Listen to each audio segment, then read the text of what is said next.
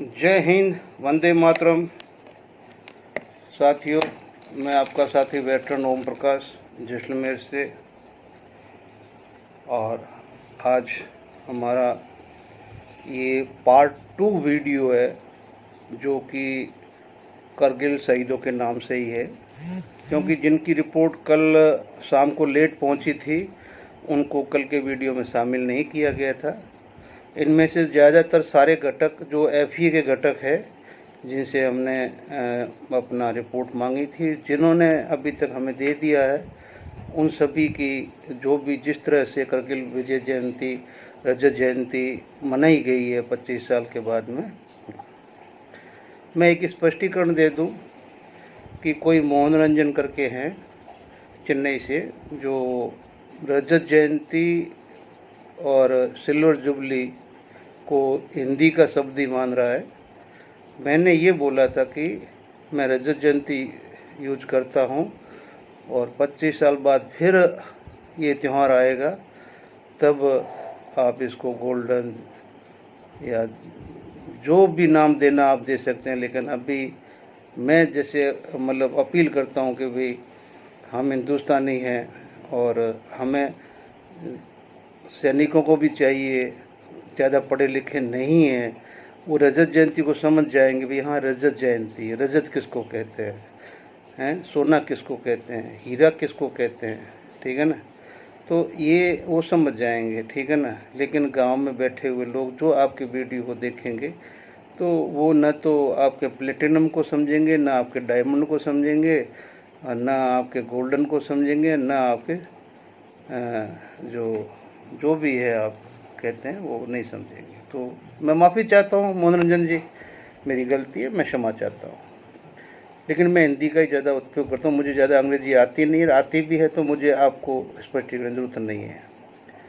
तो इस वीडियो में आप देखेंगे कि जिन लोगों ने और भी भव्य तरीके से शहीदों को श्रद्धांजलि दी, अपना जो भी दिल में था शहीदों के प्रति देश के सामने रखा। लेकिन मुझे कहीं पर भी हाँ कुछ स्कूलों के अंदर ये करगिल रजत जयंती मनाई गई है, हिंदुस्तान के कई स्कूलों में।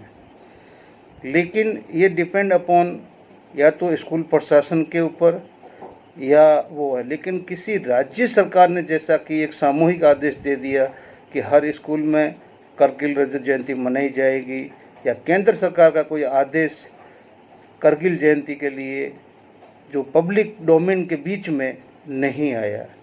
मुझे कल एक ट्वीट मिला जिसके अंदर नड्डा जी ने जो सैल्यूट दिया बीजेपी के ऑफिस में दिल्ली के अंदर, उनको याद किया गया और माननीय मोदी जी ने जाके करगिल में उनको सैल्यूट दिया।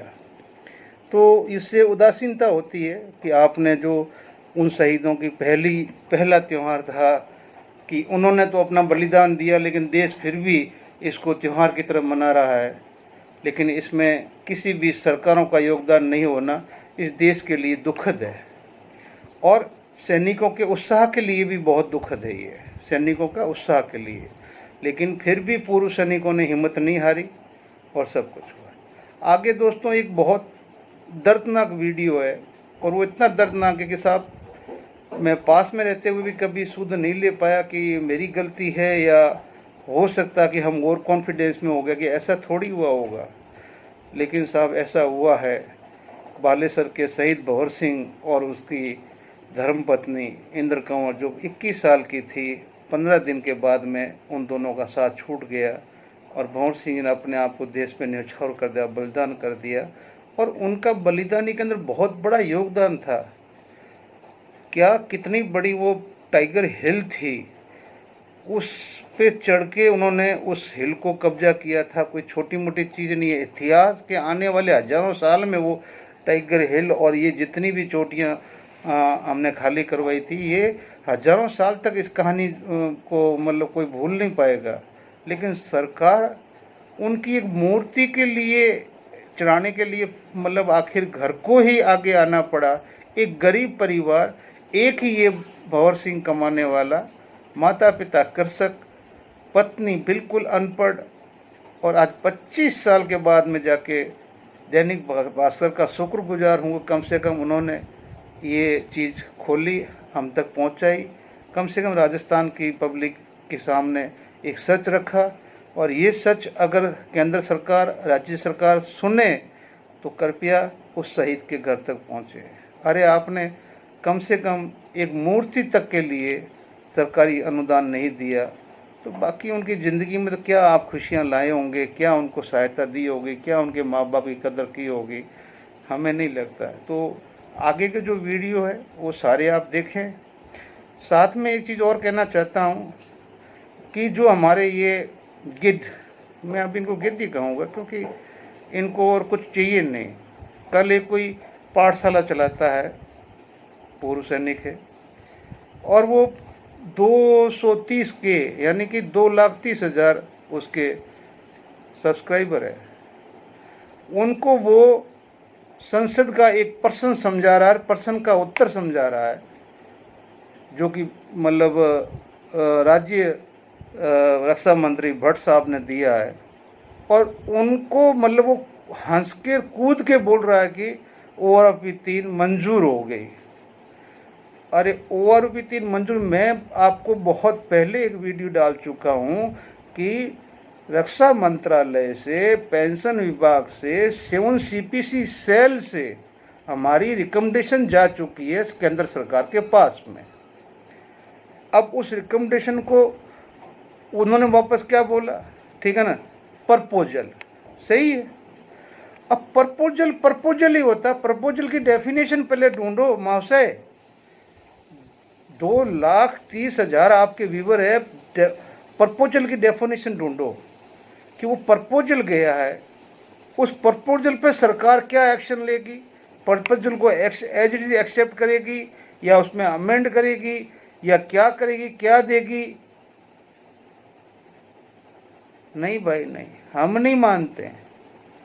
आपने मान लिया, आपके व्यूवर ने मान लिया, धन्यवाद। ऐसे व्यूवर होने चाहिए जो एक शब्द का मीनिंग ना जाने, आंख मूंद के ठीक है बस हमारे पाठशाला वाले मास्टर जी ने बोल दिया तो सही बोल दिया कि ORP 3 तो बस 1 महीने में अभी आपके खाते में आने वाली है, 1 महीने में खाते में आने वाली है ORP 3।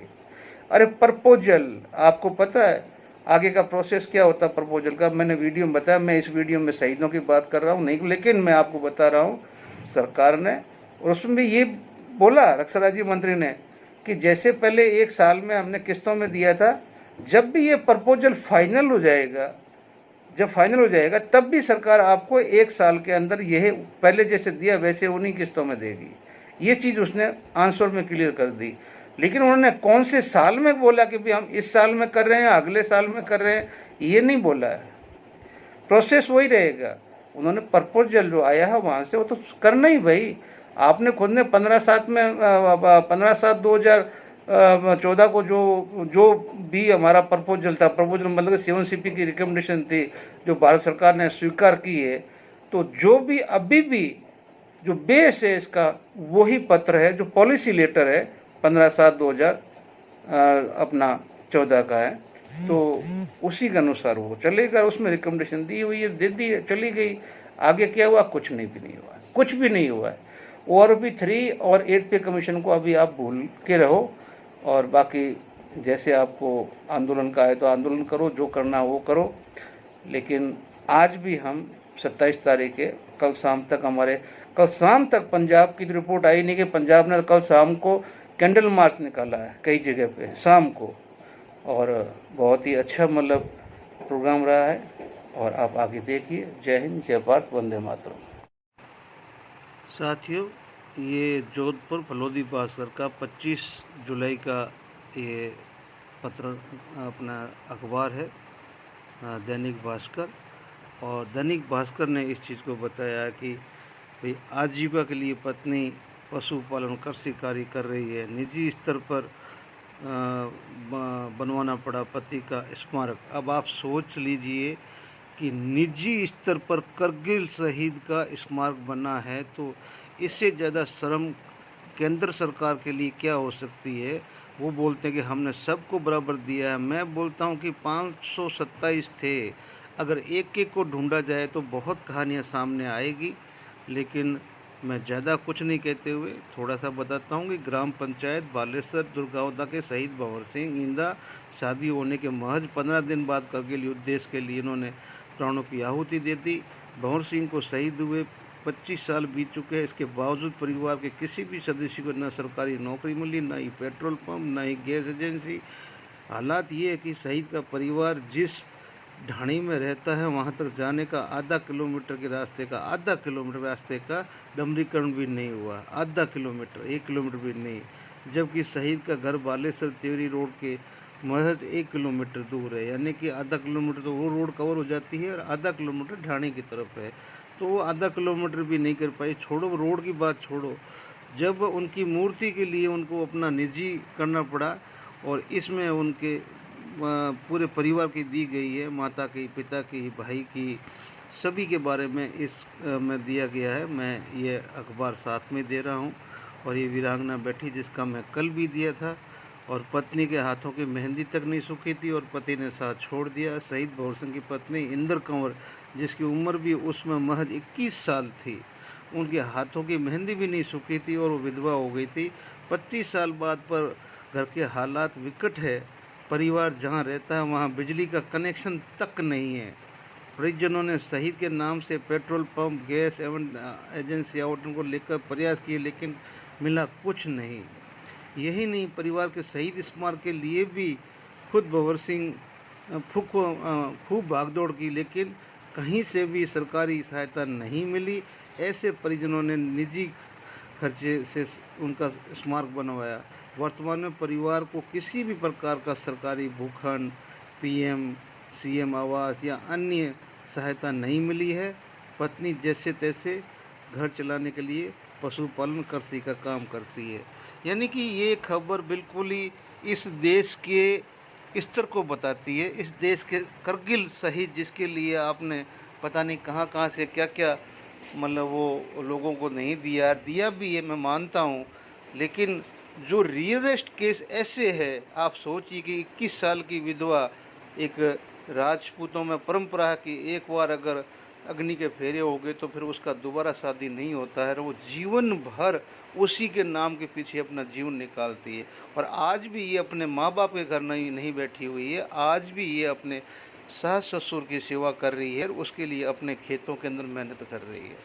मैं बोलता हूँ, अगर मेरा वीडियो राज्य सरकार या चाहे केंद्र सरकार या जहाँ तक भी पहुँचे, आप सभी से विनती है हाथ जोड़ के कि इसको आगे तक पहुँचाइए, पीएम तक पहुँचाइए और इनको न्याय दिलाइए। जय हिंद, जय भारत। उसके साथ ही ये पौधारोपण का कार्यक्रम भी किया गया और ये टोंक की ज़िले ने मनाया, और ये टोंक के फोटोग्राफ्स हैं। जो जिला टोंक है वहाँ पे करगिल दिवस मनाया गया और भव्य आयोजन था। बहुत संख्या में लोग थे, जिसके अंदर करगिल रजत जयंती समारोह मनाया गया और वीरांगनाओं को सम्मानित किया गया और साथ में उनके नाम से पौधे भी लगाए गए, ये जो आपके सामने दिखाई दे रहे हैं। जय हिंद, जय भारत। साथियों, जय हिंद। ये फ़ोटो कल शाम को रिसीव हुए हैं, जो हमारी संस्था है, सैनिक संस्था, जो हमारी मालपुरा राजस्थान, और उसके शहीद स्मारक पर ये करगिल विजय दिवस रजत जयंती समारोह मनाया गया, जिसमें आप देख रहे हैं कि पुलिस अधिकारी भी उपस्थित हैं, वीरांगनाएँ उपस्थित है और सांसद महोदय की पत्नी ने आके दीप प्रज्वलित किया और बहुत ही सुंदर भव्य तरीके से इसको मनाया गया। बहुत सारी संख्या उपस्थित थी, गणमान्य लोग थे और शहीदों को याद किया गया, वीरांगनाओं को याद किया गया, उनको पुरस्कार और स्मृति चिन्ह उनका स्वागत किया गया।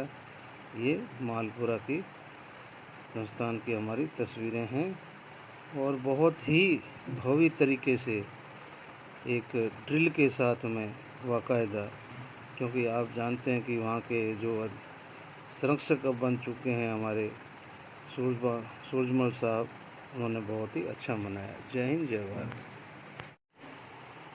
साथियों, ये सारण नगर गौरव सेनानी संस्था जो रजिस्टर्ड है हमारी, जो जोधपुर की जो इकाई है, उसने भी कारगिल विजय दिवस की सिल्वर जुबली मनाई, यानी रजत जयंती।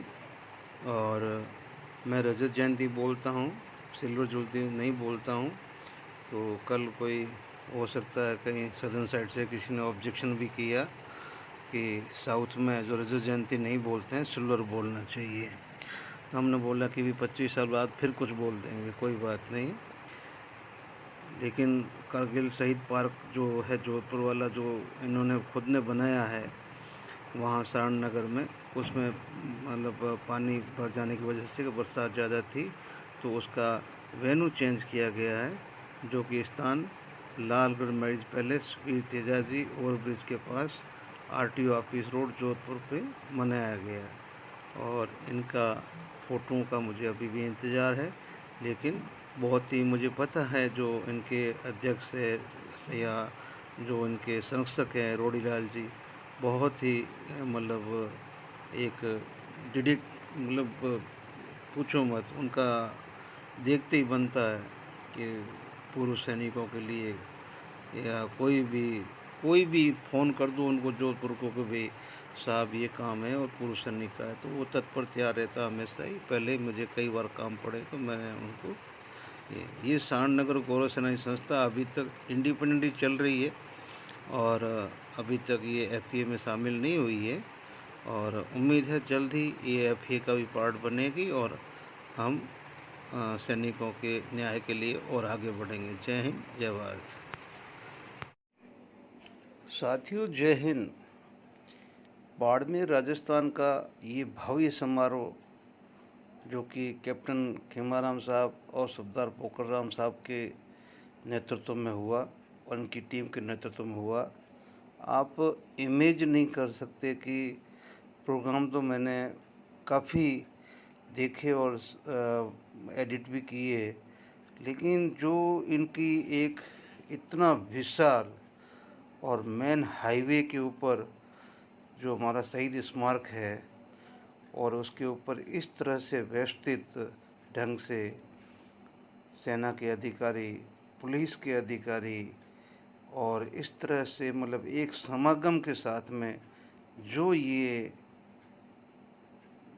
समारोह कारगिल रजत जयंती जो मनाई है, बहुत ही आदरणीय है, सम्मानीय है। इनको कोटि कोटि धन्यवाद, इनकी टीम को धन्यवाद, इनके एफर्ट को धन्यवाद। देखो, वीर नारियों को सम्मानित करते हुए कर्नल रैंक के क्या उससे भी ऊपर रैंक के अधिकारी खड़े हैं, तो मेरे को लगता है कि इन्होंने बहुत पहले से तैयारी की। और सबसे बड़ी बात कि इनका जो कारगिल का या शहीद स्मारक है वो बिल्कुल शहर के बीचों बीच में आता है और इतनी भीड़ भरी इलाके में होता है। इन्होंने इतना भव्य जो ये आप देख रहे हैं, कितना सुंदर प्रतीत हो रहा है कि मतलब शब्द नहीं मेरे पास में इनके बारे में कुछ कहने के लिए। आशा ही नहीं बल्कि पूर्ण विश्वास है कि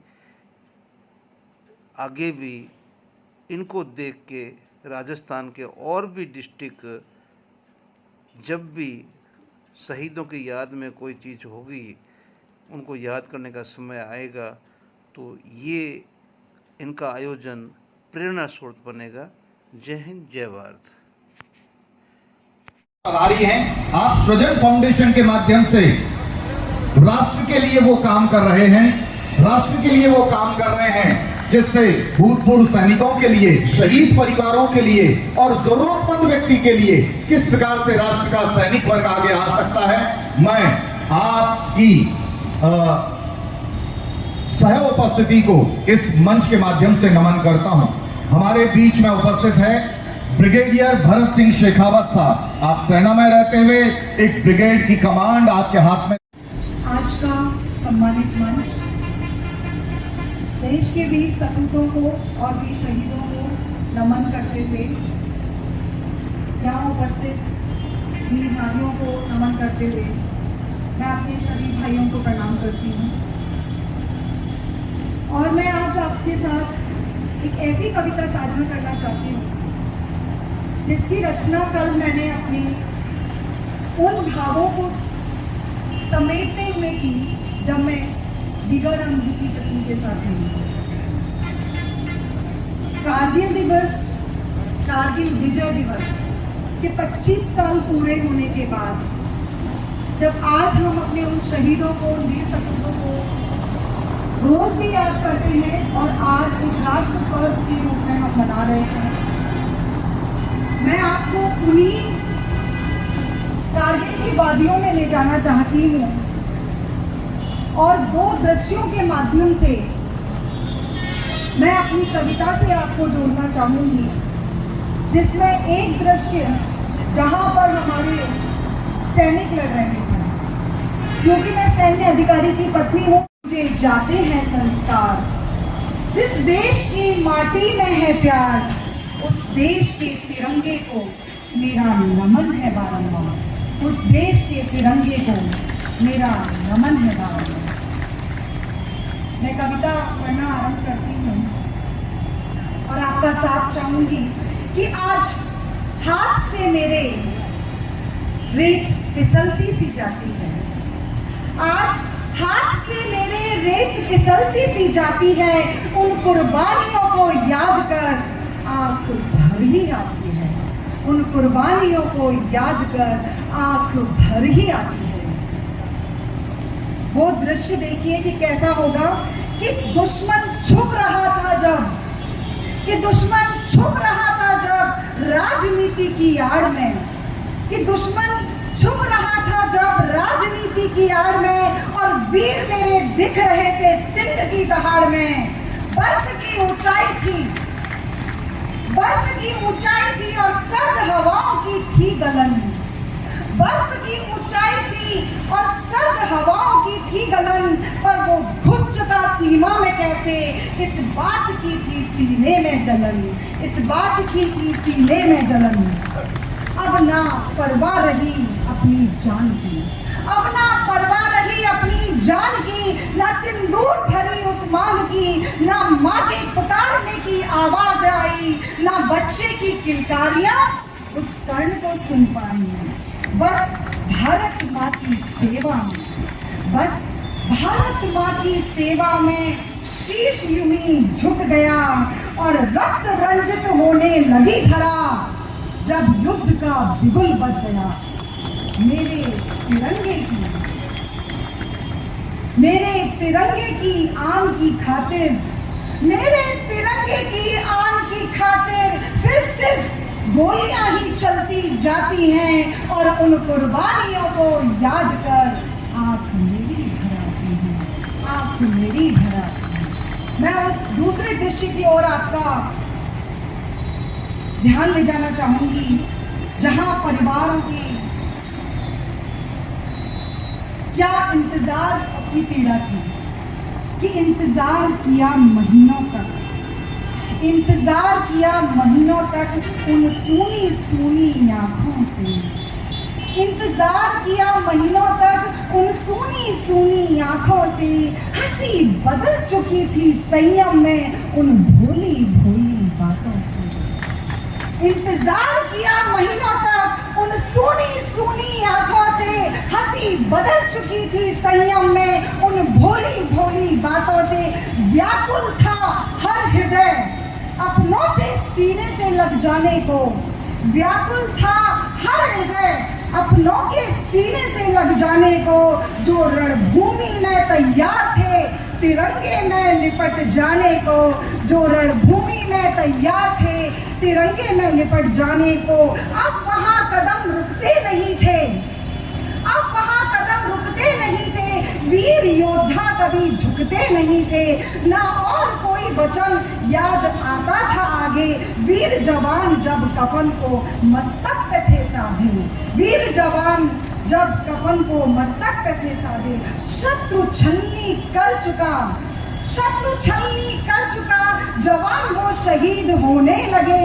संवेदना के घर घर में वो अश्रु सल बीज बोने लगे। पर मर्यादा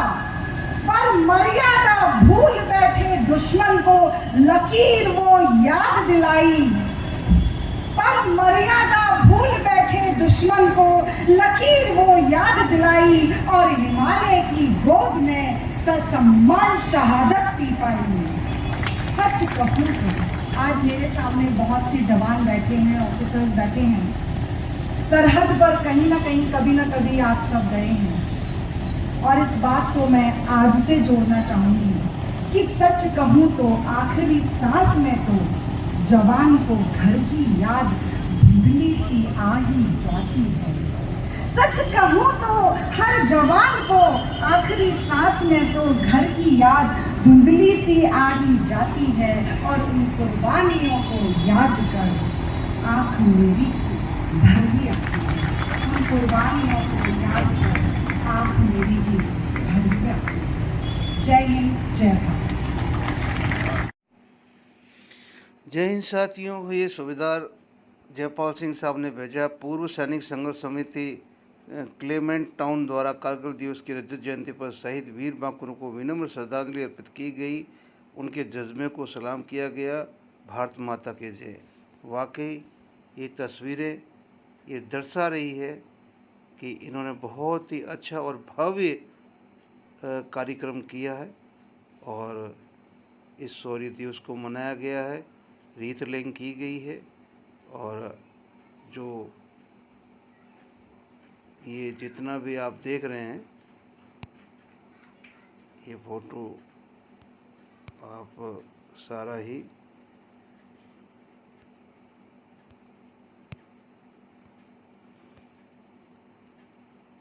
उत्तराखंड के वीर शहीदों का